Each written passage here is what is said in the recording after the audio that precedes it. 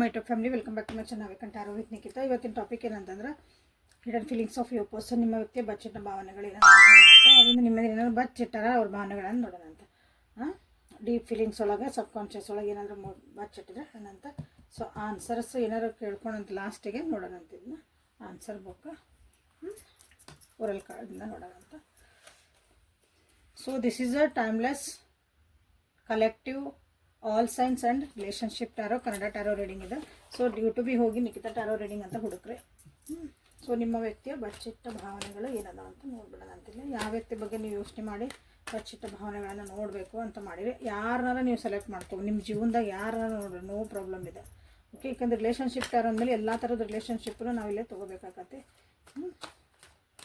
ಅವ್ರು ನಮ್ಮ ಬಗ್ಗೆ ಏನು ಬಚ್ಚಿಟ್ರಿ ಅಂತ ಕೇಳಿದ್ರಿಂದ ಅಂದರೆ ಏನು ಎಕ್ಸ್ಪ್ರೆಸ್ ಮಾಡ್ಕೊಂಡಿಲ್ಲ ಅವ್ರು ನಿಮ್ಗೆ. ಅದರ ಅರ್ಥ ಬಚ್ಚಿಟ್ಟಾರಂದರೆ ಎಕ್ಸ್ಪ್ರೆಸ್ ಮಾಡ್ಕೋಬೇಕಾಗಿತ್ತವ್ರು ನಿಮ್ಮ ಜೊತೆಗೆ, ಅದನ್ನ ಹೇಳ್ಕೊಳ್ಳಿಲ್ಲ ಅಂತ. ಸೊ ನಿಮ್ಮ ವ್ಯಕ್ತಿಯ ಬಚ್ಚಿಟ್ಟ ಭಾವನೆಗಳು: knight of wands in reverse, 2 of cups in reverse, page of swords in reverse, queen of wands, judgment in reverse, and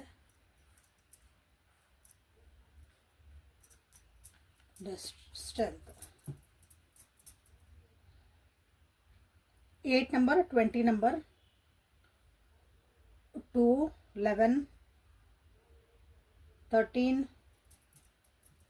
12 ಇಷ್ಟೆಲ್ಲ ನಂಬರ್ಸ್ ನಿಮಗಿಲ್ಲೇ bottom of the deck is magician. ಭಾಳ ಮ್ಯಾನಿಫೆಸ್ಟ್ ಮಾಡ್ತಾರೆ ನಿಮ್ಮ ಬಗ್ಗೆ ಭಾಳ ಯೋಚನೆ ಮಾಡ್ತಾರೆ. ನಿಮ್ಮ ಜೀವನದಾಗ ಬೇಕು ಅಂತ ಹಿಂಗೆ ದೇವ್ರು ಬೇಡ್ರಿ ಜಾದು ಮಂತ್ರ ಆಗಿ ನನ್ನ ಜೀವನದಾಗ ಇರಲಿ, ಇವರು ಬಿಟ್ಟು ಹೋಗಬಾರ್ದು ಅಂತೆಲ್ಲ ಅನ್ಕೊತಾರೆ. ಮೋಸ್ಟ್ ಅದನ್ನು ಹೇಳಿಲ್ಲ ನಿಮ್ಗೆ. This is what. ಎಸ್, ನಿಮ್ಮ ಬಗ್ಗೆ ಅಟ್ರಾಕ್ಷನ್ ಆಯ್ತು ಅವರಿಗೆ. ನೀವು ಚಂದ ಕಾಣ್ತೀರಿ ಅವ್ರ ಕಣ್ಣಿಗೆ. ಎಲ್ಲ ರೀತಿಯಿಂದ ನಾವು ಚಂದ ಕಾಣೋದು ಬರೀ ನೋಡೋಕ್ಕಷ್ಟ ಚಂದಲ್ಲ, ವ್ಯಕ್ತಿತ್ವ ಗುಣ ಎಲ್ಲನೂ ಹಿಡಿಬೇಕಿದೆ ಚಂದ ಅಂದಾಗ. ಸೊ ಅದು ನಿಮ್ಮ ಮುಂದೆ ಹೇಳ್ಕೊಂಡಿಲ್ಲ. ಅದನ್ನ ನಿಮ್ಮ ಬಗ್ಗೆ ಏನೋ ಒಂದು ಅಪ್ರಿಷಿಯೇಷನ್ ಐತಲ್ಲ, ಅದನ್ನು ಭಾಳ ಮಾಡಲ್ಲ ಅನಿಸುತ್ತೆ ನಿಮ್ಮ. ಸೊ ಈಗ ಇಲ್ಲಿ ಈ ಕಾರ್ಡ್ಸಿಗೆ ಬಂದ್ವಿ ಅಂದ್ರೆ, ಸೊ ನಿಮ್ಮ ವ್ಯಕ್ತಿ ಯಾವಾಗ ನಿಮ್ಮಿಂದ ದೂರ ಓಡ್ತಿದ್ರು ಅನಿಸುತ್ತೆ, ಅಥವಾ ಓಡಬಾರ್ದು ಇರೋಕ್ಕಾಗಿಲ್ಲ ಅನಿಸುತ್ತೆ ಅವ್ರ ಕಡೆಯಿಂದ. ಪ್ರತಿ ಸಲನೂ ಹಿಂಗೆ ಬರ್ತಾರೆ, ಏನೋ ಬಂದಂಗೆ ಮಾಡ್ತಾರೆ, ಮತ್ತೇನೋ ಒಂದು ನೀವು ಹೇಳಿ ದೂರ ಹೋಗ್ತಾರೆ. ಸೊ ಇಲ್ಲೇ ಅದನ್ನು ಹೇಳ್ಕೊಂಡಿಲ್ಲ, ಯಾಕೆ ನಾನು ಹಿಂಗೆ ಮಾಡ್ತದಾನೆ ಅಂತ ನಿಮ್ಮ ಹತ್ರ ಹೇಳ್ಕೊಬೇಕಂತ. ಯಾಕಂತಂದ್ರೆ ಅವ್ರ ಜೀವನದಾಗ ಇನ್ನೊಬ್ರು ಯಾರೋ ಇರಬಹುದು, ಅಥವಾ ಒಂದೇನೋ ಜವಾಬ್ದಾರಿ ಐತಿ, ಅಲ್ಲಿ ಒಂದು ಹೆಣ್ಮಕ್ಳು ಕಾಣ್ತದಾರೆ ನಮ್ಮ ಕಣ್ಣಿಗಿಲ್ಲೇ. ಇಲ್ಲೇ ಹೌದಾ, ಅವ್ರ ಕಡೆಯಿಂದ ಏನಾದರೂ ಒಂದು ನೆಗೆಟಿವಿಟಿ ಬರ್ತಿರ್ಬೋದು, ಅವ್ರ ಕಡೆಯಿಂದ ಏನಾದರೂ ಒಂದು ಜವಾಬ್ದಾರಿಗಳಿರ್ಬೋದು. ಆ ವ್ಯಕ್ತಿ ಒಂದು ಹೆಣ್ಮಗಳದಾರಲ್ಲೇ ಅವ್ರ ಜೀವನದಾಗ, ಅವರು ನಿಮ್ಮ ವ್ಯಕ್ತಿನ ಏನಾರು ಕಂಟ್ರೋಲ್ ಮಾಡ್ತಿರ್ಬೇಕಂದ್ರೆ ಅವ್ರು ಹೇಳ್ದಂಗೆ ಇವ್ರು ಕೇಳ್ತಿರ್ಬೇಕು. ಅವ್ರ ತಾಯಿನೂ ಆಗಿರ್ಬೋದು, ಹೆಂಡ್ತಿನೂ ಆಗಿರ್ಬಹುದು, ಗರ್ಲ್ ಫ್ರೆಂಡು ಬಾಯ್ ಫ್ರೆಂಡು ನೀವು ಆಗಿರ್ಬೋದು, ಅಕ್ಕ ತಂಗಿ, ಅವರು ಫಿಮೇಲ್ಸ್ ಎಲ್ಲರೂ ಅಂತಾರೆ. ಯಾರೋ ಒಬ್ಬರು ಇಂಪಾರ್ಟೆನ್ಸ್ ಭಾಳ ಅವ್ರಿಗೆ ಕೊಡ್ತಾರೆ ಅವರು. ಕ್ಲೋಸ್ ಗರ್ಲ್ ಫ್ರೆಂಡ್ಸ್ ಇರ್ತಾರಲ್ಲ ಒಂದೊಂದ್ಸಲ, ಫ್ರೆಂಡ್ ಓನ್ಲಿ ಫ್ರೆಂಡ್. ಹಂಗೂ ಯಾಕಂದರೆ ಅವ್ರಿಗೆ ಅನಿಸುತ್ತೆ ಅವರ ಭಾಳ ಕರೆಕ್ಟ್ ಇರ್ತಾರೆ ಅಂತಂದು.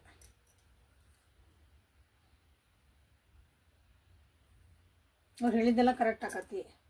ಹಿಂಗೂ ಅವರಿಂದ ಇಲ್ಲೇ ನಿಮ್ಮ ಹತ್ರ ಅವ್ರಿಗೂ ನಿಂದ್ರಕ್ಕಾಗಕತ್ತಿಲ್ಲ, ಅಥವಾ ನಿಮ್ಮ ಹತ್ರ ಒಂದು ಹಾರ್ಟಿಂಗ್ ಎನರ್ಜಿ ಬರಬೇಕಿಲ್ಲ. ನಿಮ್ಮ ಹತ್ರ ಬರಬೇಕು. ಅವರು ಬಂದಮೇಲೆ ನಿಮ್ಮ ರಿಲೇಷನ್ಶಿಪ್ಪಿಗೆ ಒಂದು ಆ್ಯಕ್ಷನ್ಸ್ ತೊಗೋಬೇಕು. ಅದು ಆ್ಯಕ್ಷನ್ಸ್ ತೊಗೊಳಕ್ಕೆ ಇಲ್ಲ, ಒಂದು ಸ್ವಲ್ಪ ಅವ್ರ ಕಡೆಯಿಂದ ಅವ್ರಿಗೆಲ್ಲ ಪ್ರಾಬ್ಲಮ್ ಆಗ್ತಾಯಿದೆ. ಅದು ನಿಮ್ಮ ಮುಂದೆ ಹೇಳ್ಕೊಂಡಿಲ್ಲ. ಬಟ್ ಇದನ್ನ ಯಾಕೆ ಹಿಂಗೆ ಮಾಡ್ತಿದ್ದೀರಿ ಅಂತ ಕೇಳಿದಾಗ ನೀವು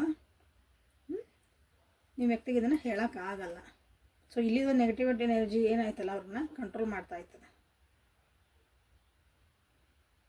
strong person, very strong person, head of the family ಇರ್ಬೋದು ಅವರು.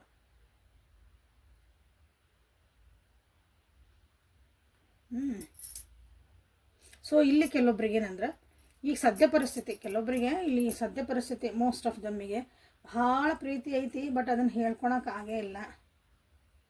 ಒಂದು ಸೋಲ್ಮೇಟ್ ಎನರ್ಜಿ ಐತಿ. ಸೋಲ್ಮೇಟ್ ಅಂದರೆ ಇವ್ರಿಗಾಗಿ ನನ್ನ ಜೀವನ, ನನಗಾಗಿ ಇವ್ರ ಜೀವನ, ನೀ ಜೀವನದಾಗಿದ್ರೆ ನನ್ನ ಜೀವನ ಭಾಳ ಒಳ್ಳೇದಾಕತಿ, ಇವರಿದ್ರೆ ನನ್ನ ಜೊತೆಗೆ ನನ್ನ ಜೀವನದಾಗ ಎಲ್ಲನೂ ನನ್ನ ಕೆಲಸಗಳು ಹಾಕವು, ನನಗೆ ಒಂದು ಸಪೋರ್ಟಿಂಗ್ ಸಿಸ್ಟಮ್ ಇರ್ತಾರ. ಈ ವ್ಯಕ್ತಿ ನನ್ನ ಜೀವನಕ್ಕೆ ಬಂದ ಮೇಲೆ ನನಗೆ ಭಾಳ ಒಳ್ಳೇದಾಗೈತಿ ಅಂತ ಏನು ಹೇಳ್ತೀವಲ್ಲ, that is called soulmate energy. So ಅದು ಏನು ಆ ಎನರ್ಜಿನೇ ಕಾಣ್ತೈತೆ ಅಂದ್ರೆ ಒಂದು ಅಂಡರ್ಸ್ಟ್ಯಾಂಡಿಂಗ್ ಕಮ್ಮಿ ಅನ್ನಿಸ್ತಾ ಐತಿ ಈಗ ಅವರಿಗೆ. ಆ ಪ್ರೀತಿ ಕಮ್ಮಿ ಆಗ್ತಾ ಇತ್ತನೋ ಇಲ್ಲಿ ಎಲ್ಲಿ ನಾವು ದೂರ ಆಗ್ತದವೋ ಏನೋ ಅಂತ ಒಂದಿಲ್ಲೇ ನಿಮ್ಮ ವ್ಯಕ್ತಿಗೆ ಒಂದು ಭಯನೂ ಹುಟ್ಟೋದು ಅನಿಸ್ತೈತಿ. ಭಯ ಇರ್ಬೋದು, ಅದು ಏನಾಗ್ತೈತೆ ಅನ್ನೋ ಅರ್ಥನೂ ಆಗಕತ್ತಿಲ್ಲ ಅವ್ರಿಗೆ. ಆ ರೀತಿಯಾದಂಥ ಒಂದು ಎನರ್ಜಿನಲ್ಲಿ ಅವ್ರಿಗೆ ಅನ್ನಿಸ್ತೈತಿ. ನಿಮ್ಗೆ ಅದನ್ನು ಅವರು ಹೇಳ್ಕೊಂಡಿಲ್ಲ ಇಲ್ಲಿ. ಯಾಕಂದ್ರೆ ಬಚ್ಚಿಟ್ಟು ಭಾವನೆಗಳು ನಾವು ನೋಡೋ ಮುಂದೆ ಅದನ್ನು ಹೇಳ್ಕೊಬೇಕಾಗಿತ್ತು ಅವರು. ನೀವು ಅದಕ್ಕೆ ಹೇಳಿದ್ರೆ ಏನಾರು ಒಂದು ಪರಿಹಾರ ಹೇಳ್ತಿದ್ರು, ನಾ ಹಂಗಿಲ್ಲ ಹಿಂಗಿಲ್ಲ ಅಂತಂದು. ಬಟ್ ಇಲ್ಲಿ ಸ್ಟಕ್ ಫೀಲ್ ಆಗಿಬಿಟ್ಟೇವಿ ಅಂತ ಅನ್ನಿಸ್ತೈತೆ. ಅಂದರೆ ಈ ರಿಲೇಷನ್ಶಿಪ್ನಾಗ ಎಲ್ಲೋ ಒಂದು ಕಡೆ ಬಂದು ಸಿಕ್ಕಿ ಹಾಕ್ಕೊಂಡೆ ಮುಂದೆ ಏನಾಗಕತ್ತೈತಿ, ಎಲ್ಲಿ ಹೊಂಟೈತಿ, ಬಿಟ್ಟು ಹೋಗೋಕ್ಕಾಗವಲ್ದು, ಇರೋಕ್ಕೂ ಆಗವಲ್ದು ಅನ್ನೋದೊಂದು ಪರಿಸ್ಥಿತಿನೂ ನಿಮ್ಮ ವ್ಯಕ್ತಿಗೆ ಅನ್ನಿಸ್ತಿರ್ಬೇಕು. ಯಾಕಂದ್ರೆ ಆ ಪ್ರೀತಿ ಕಮ್ಮಿ ಆಗ್ತಾ ಐತಿ, ಇಲ್ಲಿ ಅಂಡರ್ಸ್ಟ್ಯಾಂಡಿಂಗ್ ಕಮ್ಮಿ ಆಗ್ತಾ ಐತಿ ಅಂತವ್ರಿಗೆ ಭಾಳನ ಅನ್ನಿಸ್ತೈತಿ. ಭಾಳ ಜಡ್ಜ್ಮೆಂಟಲ್ಲಿ ಆಗ್ತದೇವಿ. ಅಥವಾ ಈ ರಿಲೇಷನ್ಶಿಪ್ ಒಳಗೆ ಭಾಳ ಜಡ್ಜ್ಮೆಂಟಲ್ ಅಂದ್ರೆ ಇವ್ರು ಹಿಂಗೆ ಯಾಕೆ, ನೀ ಹಿಂಗೆ ಯಾಕೆ, ನಾವು ಹಿಂಗೆ ಯಾಕದೇವಿ, ಹಿಂಗೆ ಕ್ವಶನ್ಸ್ ಬರ್ತಾವಲ್ಲ. ಇದನ್ನು ಹೆಂಗೆ ಸರಿ ಮಾಡ್ಕೋಬೇಕು, ನಾವು ಹೆಂಗೆ ಸರಿ ಇರಬೇಕು, ಹೆಂಗೆ ಖುಷಿಯಿಂದ ಇರ್ಬೇಕು, ಹಂಗಲ್ಲ. ನೀ ಅಲ್ಲೇ ಆನ್ಲೈನಾಗೆ ಹಾಕಿದ್ದಿ, ನೀ ಯಾಕೆ ಇಲ್ಲಿ ಫೋನ್ ಮಾಡಲಿಲ್ಲ, ಯಾಕೆ ನನಗೆ ಮೆಸೇಜ್ ಮಾಡಲಿಲ್ಲ, ನೀ ಅಲ್ಲಿ ಕಂಡಿದ್ದೆ, ನೀ ಯಾಕೆ ಮಾತಾಡಿಸ್ಲಿಲ್ಲ, ನಾನು ನೋಡಿದ್ರೆ ನೋಡ್ಲಾರ್ದಂಗೆ ಹೋದೆ. ಹಿಂಗೆ ಭಾಳ ಜಡ್ಜ್ಮೆಂಟ್ ಬರ್ತಾ ಇದಾವೆ ನಿಮ್ಮ ಕಡೆಯಿಂದ ಅಂತವ್ರಿಗೆ ಅನ್ನಿಸ್ತಾ ಐತಿ. ಇದೊಂದು ಸ್ಪಿರಿಚುವಲ್ ಅವೇಕ್ನಿಂಗ್ ಇಲ್ಲ ಇಲ್ಲಿ. ಯಾಕಂದರೆ ಇಲ್ಲಿ ಒಂದು ಅರ್ಥ ಮಾಡ್ಕೋಬೇಕು ಲೈಫ್ ಲೆಸನ್ನಿಂದ, ಅದನ್ನು ಆಗಕತ್ತಿಲ್ಲ ಇಲ್ಲಿ. ಕೆಲವೊಂದು ಜೀವನದಾಗ ವ್ಯಕ್ತಿಗಳು ಬಂದಾಗ ನಮಗೊಂದು ಸ್ಪಿರಿಚುವಲ್ ಅವೇಕ್ನಿಂಗ್ ಆಕತ್ತೆ. ಯಾವಾಗಲೂ ಅಬ್ಸರ್ವ್ ಮಾಡಿಕೊಂಡ್ರೆ ಒಳಗಿಂದ ಏನೋ ಒಂದು ಅರಿವು ಮೂಡ್ತದೆ ನಮ್ಗೆ.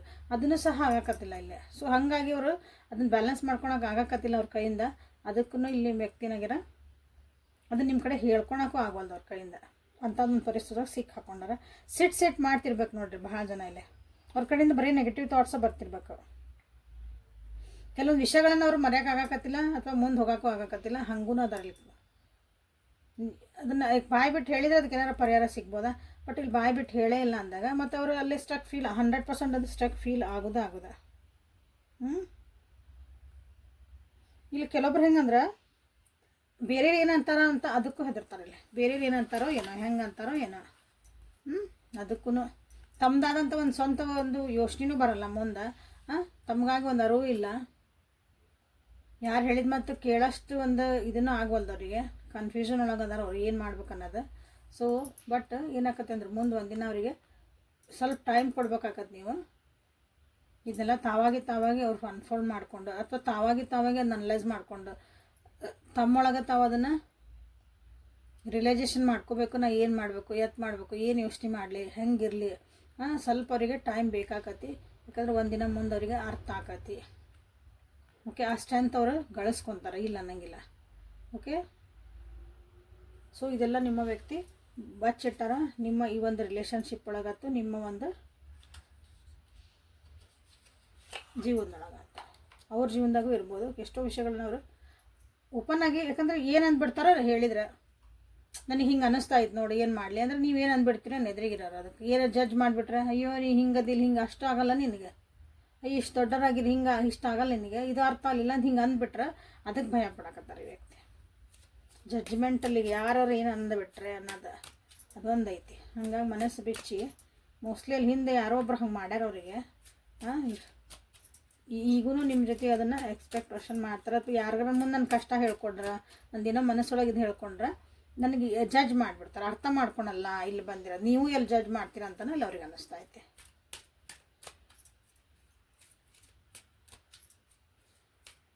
ಬಟ್ ಟೈಮ್ ಬೇಕು ಅವ್ರಿಗೆ, ಟೈಮ್ ತೊಗೊತಾರೆ ಅದನ್ನು ಅರ್ಥ ಮಾಡ್ಕೊಳಕಂದ್ರೆ. ಅವ್ರು ತಮ್ಮೊಳಗೆ ತಾವು ಪರಿಸ್ಥಿತಿನ ಕಂಟ್ರೋಲ್ ಮಾಡ್ಕೊಳಕ್ಕೂ ಅದನ್ನು ಅವರಾಗಿ ನಮ್ಮ ಜೀವನ ನಾವೇ ಫೇಸ್ ಮಾಡ್ಬೇಕಲ್ಲ. ಯಾರೇ ಇದ್ರ ಜೊತೆಗಿದ್ದರೆ ಸಪೋರ್ಟಿವ್ ಸಿಸ್ಟಮ್ ಇರ್ತಾರೆ.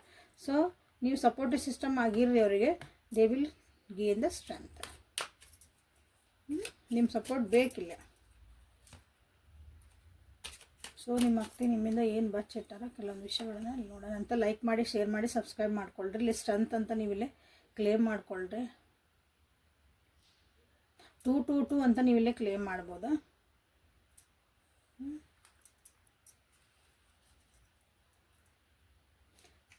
I am connected. ಓಕೆ,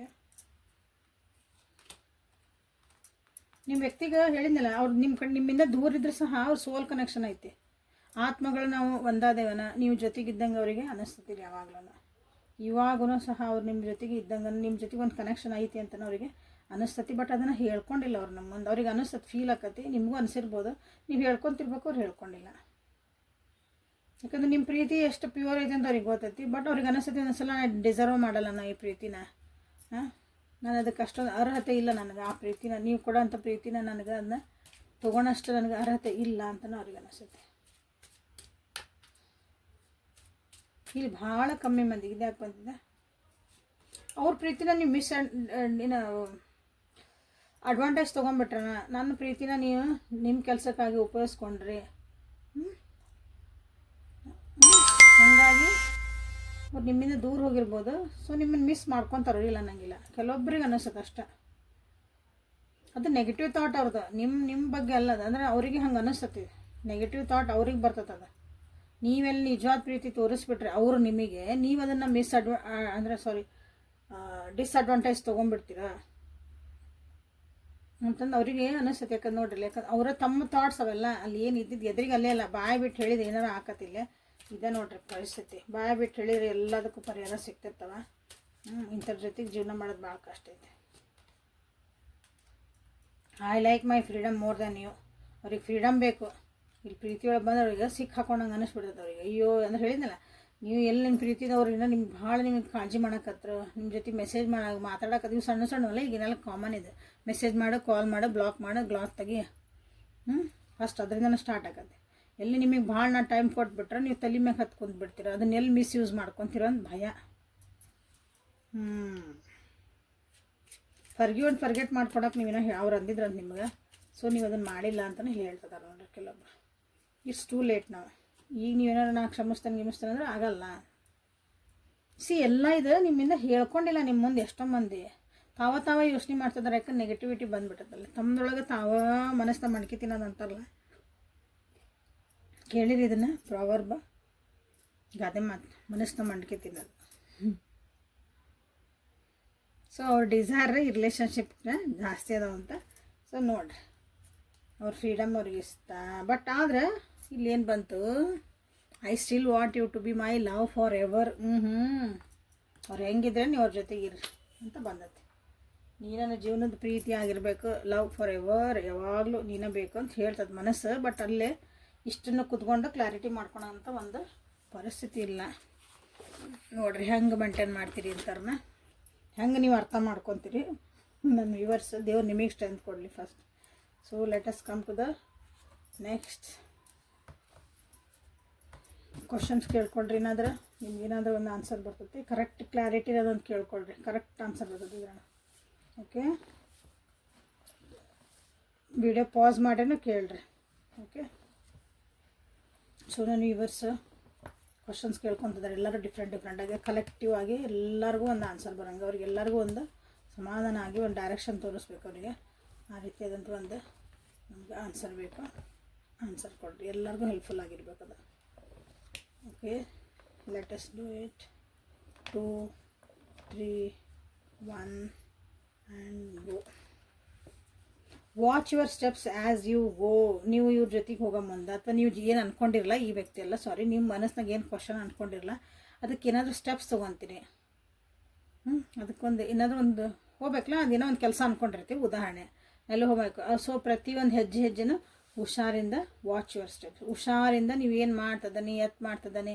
ಈ ಉದಾಹರಣೆ ಏನು ಹೇಳಿದೆ, ಒಂದು ಕೆಲಸಕ್ಕೆ ಹೊಂಟಿರಿ, ಒಂದು ಡಾಕ್ಯುಮೆಂಟಿಗೇನೋ ಒಂದು ಅಗ್ರಿಮೆಂಟ್ ಮಾಡ್ಕೊಳಕ್ಕೆ ಹೊಂಟಿರಿ ಅಂದರೆ ಪ್ರತಿಯೊಂದು ಹೆಜ್ಜೆಗೂ ಓದ್ರಿ, ಮಾಡಿರಿ, ಸೈನ್ ಹಾಕೋದಕ್ಕಿಂತ ಮುಂಚೆ.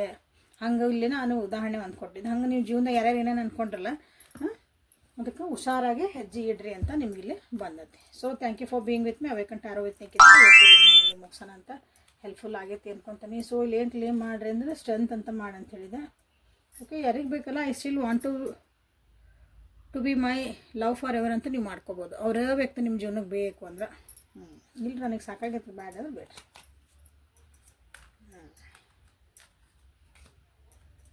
ಸೊ ನಾಳೆ ಮತ್ತೆ ಹೊಸ ರೀಡಿಂಗ್ ಜೊತೆಗೆ ನಿಮ್ಮ ಬ್ಯಾಟ್ ಹಾಕನೆ. ಅಲ್ಲಿವರೆಗೂ take care of yourself and be happy always. As usual ವಾಟ್ಸಪ್ಪಿಗೆ ಮೆಸೇಜ್ ಮಾಡಿ ಪರ್ಸ್ನಲ್ ರೀಡಿಂಗ್ ಬೇಕಂದ್ರೆ. Thank you so much.